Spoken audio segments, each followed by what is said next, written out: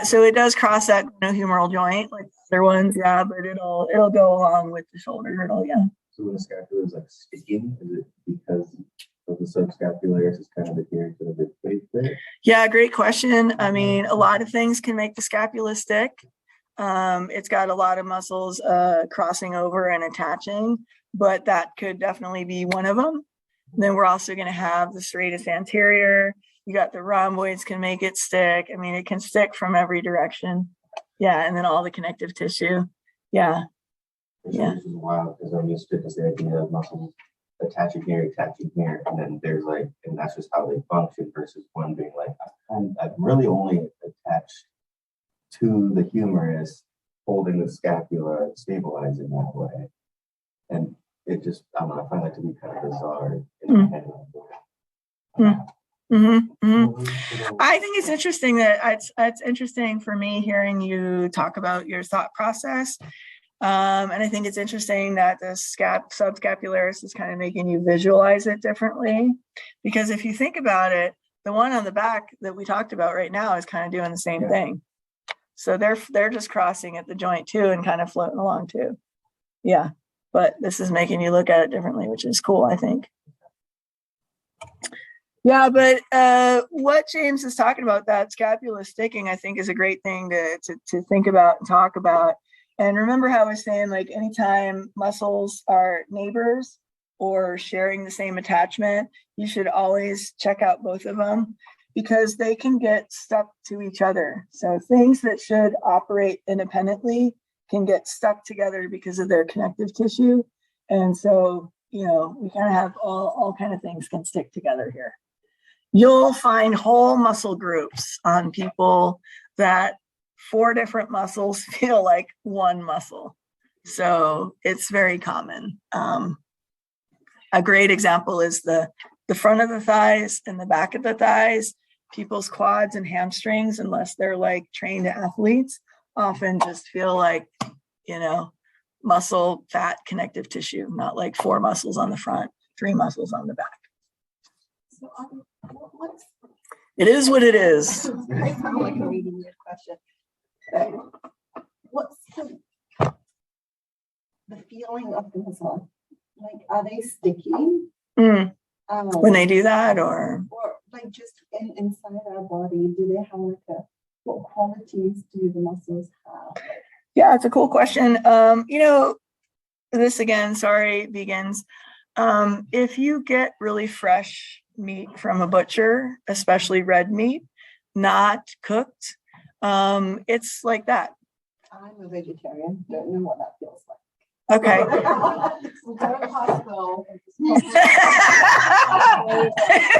That's a great idea.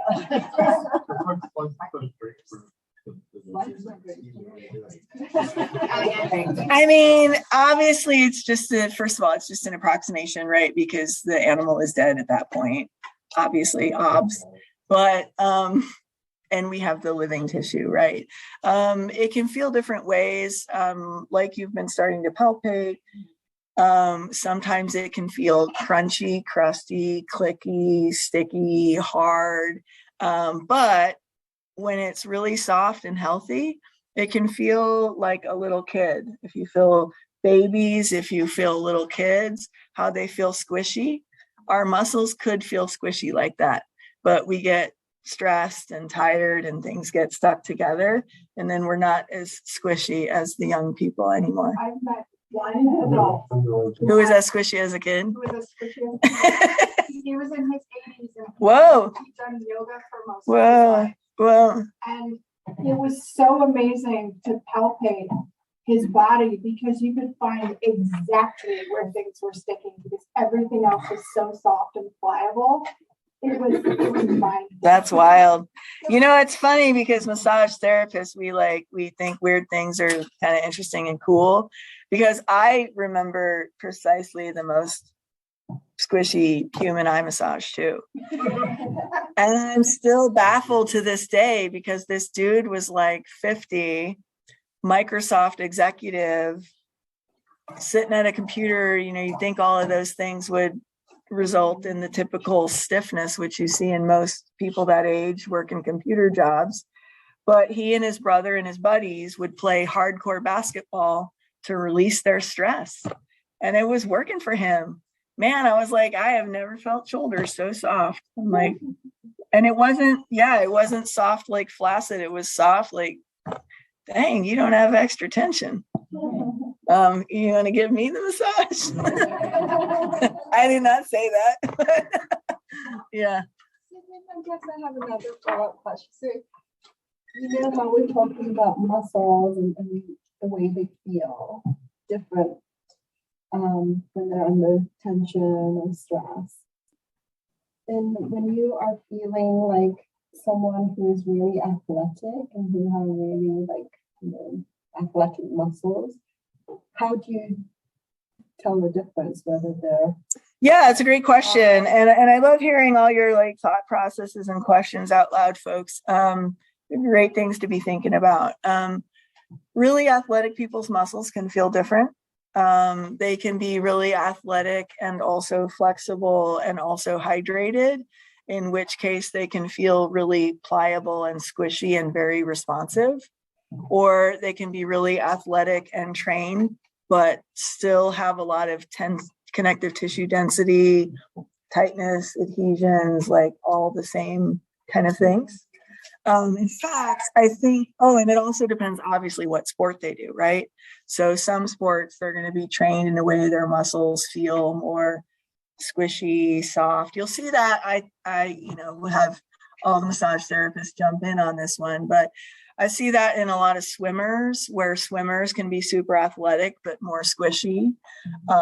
Weight trainer and a football player might be, I've had some of the hardest people on my table who were football players and weight trainers, because the weight trainers, they don't have to do it this way, but a lot of them, especially if they're doing it competitively, do it in a way where they're like tearing and damaging their muscle to build up the muscle.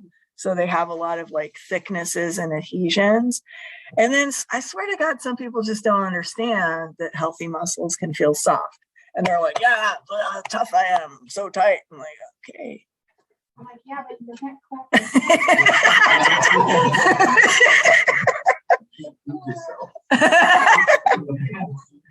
Honestly, that's the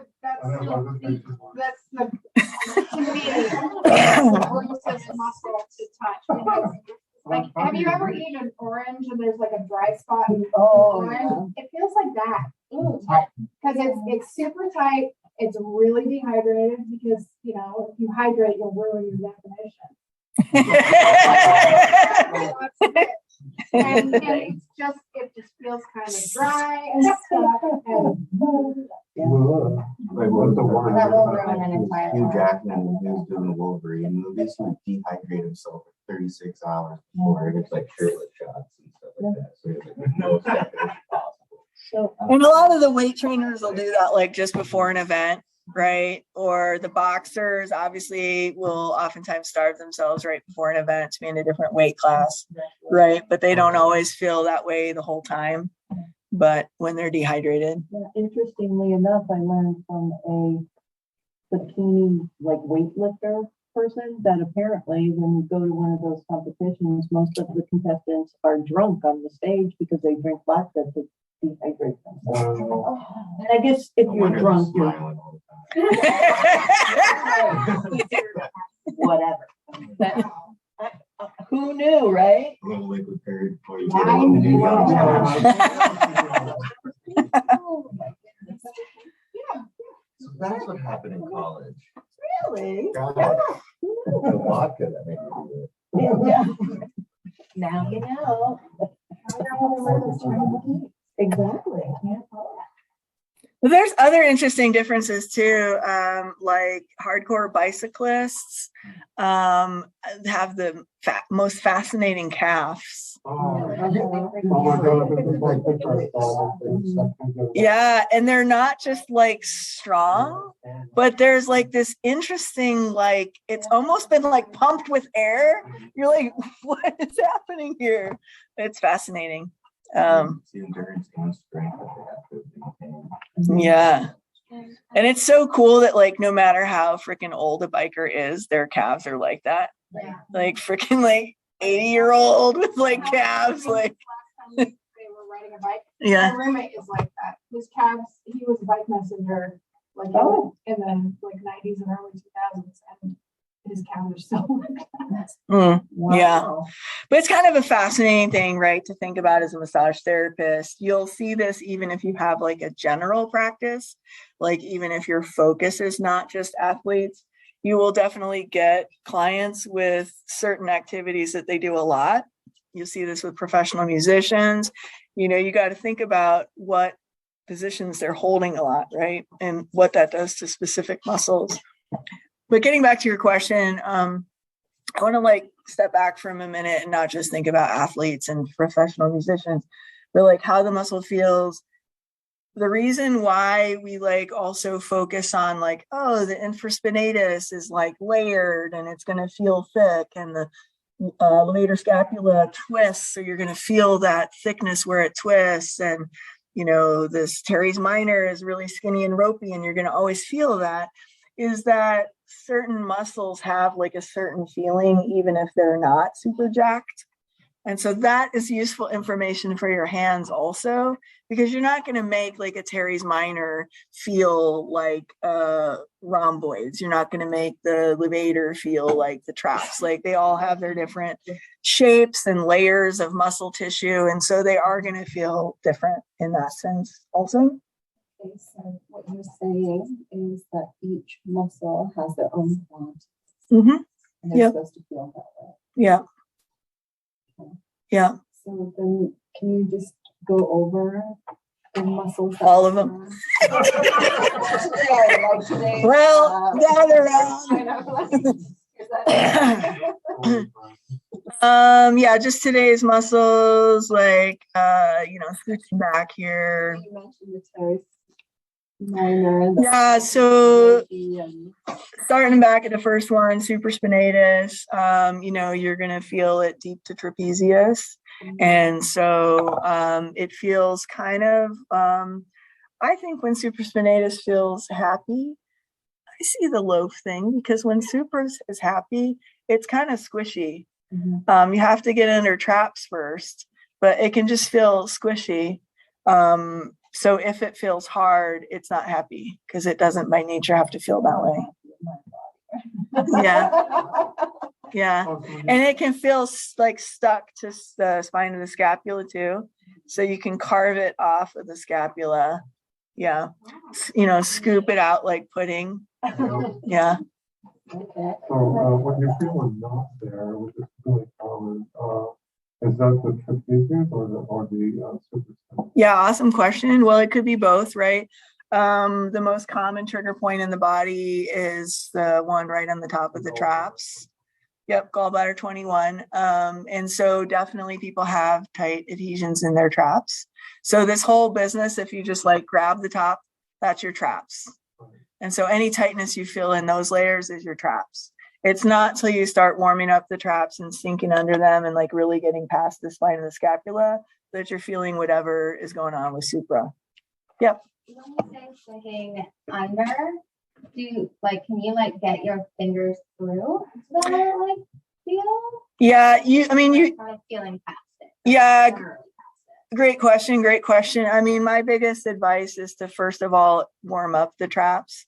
But then my second biggest advice is to really use the spine of the scapula, you know, because the traps, you know, they come up all the way up here. And if you try to go through the traps way up on the top of your shoulders, you're not going to get to supraspinatus. But if you go right anterior to the spine of the scapula, you can literally feel it on yourselves right now.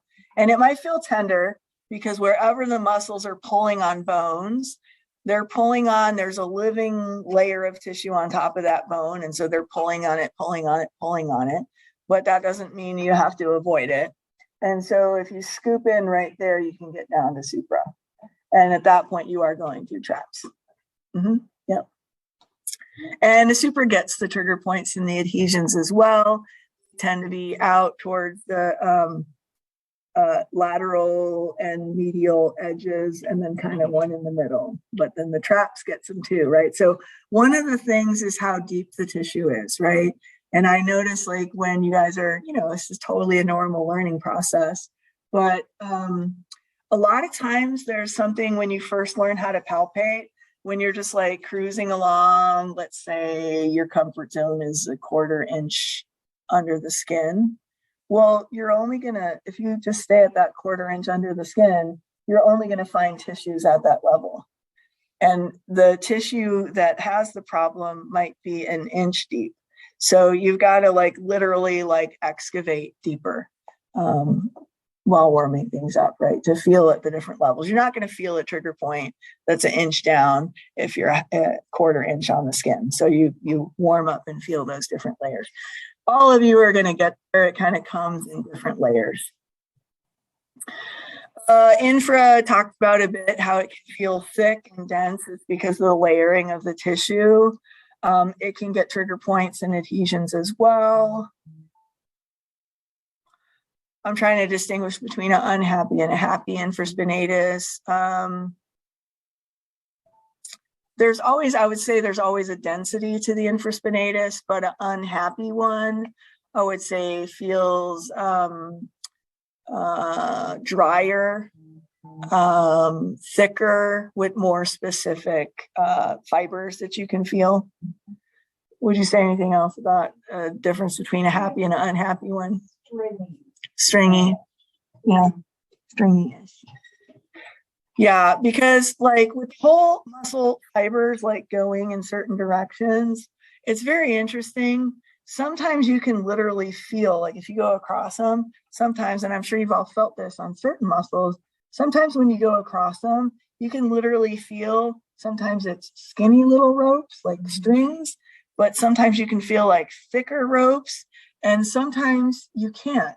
And that's one of the distinguishers between like a happy and an unhappy muscle. If you cruise across the fibers of a happy muscle, you won't feel strings. Yeah, no strings attached. And then minor, like I said, is going to feel like kind of thick and kind of like a finger or a thumb width, and kind of like a rope that's tight, even if it's not super unhappy, but it's going to feel especially tight and ropey if it's unhappy. Anything else on that one? No. It's very often. Yeah. Question. Yep. If somebody has like a posture like this, Yeah. like I call it like or something. Is that where the pectoris major is tighter and it's called the longer?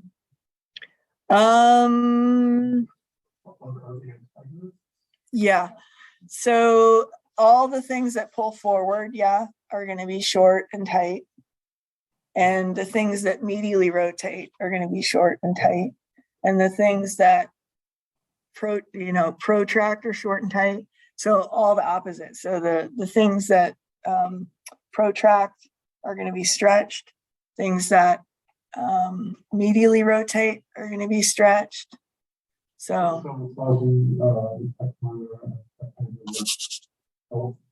yeah, for sure. Yeah, for sure. And it's great that you're thinking about that, because you'll see even with the rotators, we have lateral rotation on those muscles. They're being stretched as well. Yeah, on the minor and the infra, but then sub crosses the front. So this is one of those that's medially rotating. It's another one that's going to be short and tight. And because that posture is so common, I think it's the most common posture we see. It's a good one to think about, right? Because you've got the pec minor and pec major that are short and tight. It's also subscapularis. And then all those ones in the back are long and weak. We'll also keep looking at posture second quarter and diving deeper as we add more muscles, because other things go wrong as soon as you do this. So then the head gets all messed up. So when you go like this, the head is doing unhappy things too. So we got neck muscles involved too. But we don't have to learn all of them in one day. Oh, there's something in the chat. Oh, yeah, like the cyclists at the stadium, the ones that like drive people. Yeah, they must have ripped calves. Okay, so, and then subscapularis, these deeper muscles regarding the quality of tissue, the deeper muscles that attach like directly on the bone and they're under layers of stuff, they often feel very, very, very, very tender. So it is super, super common that when you talk to a deeper muscle, you not only have to warm up the more superficial muscles, but you have to go in really slowly because they're just going to be tender and upset. So that would be the true of the pec minor as well. We're going to learn how to go around the corner from pec major, and pec minor is almost like always like, so you don't want to like dive right in there, right? And then the last thing I want to say about like for today, because we'll have all kind of conversations in labs about it. The last thing I want to say about like how the muscles feel that we didn't really talk about yet. Well, I did talk about it a little with the quads and the hamstrings, how they get like glued together. But you can definitely 100% have that feeling on the shoulders as well. And I just want to like call this out because, you know, when you're looking for adhesions or trigger points, very interestingly, when the tissues are all like glued together, sometimes all you feel is this big, hard, gluey, undifferentiated mass where at first you can't even feel the layers of fibers. Everything is just like all blah, stuck together, you know? And then when you start warming it up and working it out, it's almost like you're like a archaeologist or something on a dig. And once you start going through the layers, then you can be like, oh, okay, this is where the rhomboids are. This is where, you know, and once you start getting to that point, you'll have different things revealing themselves. And you'll be like, you know, I also think about that old asteroids game where like you explode the big asteroids and it makes smaller asteroids. You'll feel that in your hands a lot. If there's a big old mass, you start breaking it up and then all of a sudden it's like there's more adhesions in there, there's trigger points in there, et cetera, et cetera. Yeah, you will definitely feel that in your hands. But let's move on. You all have so many great questions.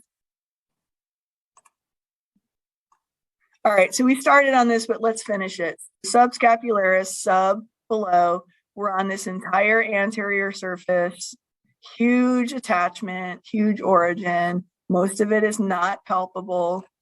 It inserts on the lesser tubercle of the humerus. That's the smaller, more medial bump. So we were talking greater tubercle before, but now we're attaching medially the lesser tubercle. Lesser and greater are palpable, and we will feel them in the lab today. But when you look at the models or you feel the models, you can feel the big lateral bump is the greater tubercle, the smaller medial bump is the lesser tubercle, and then there's this inner tubercle groove between them, which you can guess something goes in there. Yeah. That's a great guess. What's another great guess? Tendons. I'm going to take tendons for 100, please. All right, and so then here we attach to the front. So if we cross the front and we shorten the distance between the anterior surface of the scapula and the humerus, if we shorten that distance, what movements can we do, do you think? Medially rotating. Medial rotation. Excellent. And so this is that, you know, that slumpy posture is definitely bringing a medial rotation factor. So that's going to be short and tight. And then what do all the rotators do? Stabilize head of the humerus. Awesome, awesome, awesome. So, and we're not going to do this right here, right now, because it can be painful and like difficult to do on yourself. But the best way to access the subscapularis is palpating basically around the lats on the anterior and lateral side next to the ribs. But this is a tender muscle and it's a hard one to do on yourself. So we'll do it in palpation lab today. Tender on people, though, go slowly. That's all our rotators. Any questions on our rotators? Elizabeth and Jill, do you want to add anything fun about the rotators? Well, Pass. the subscapularis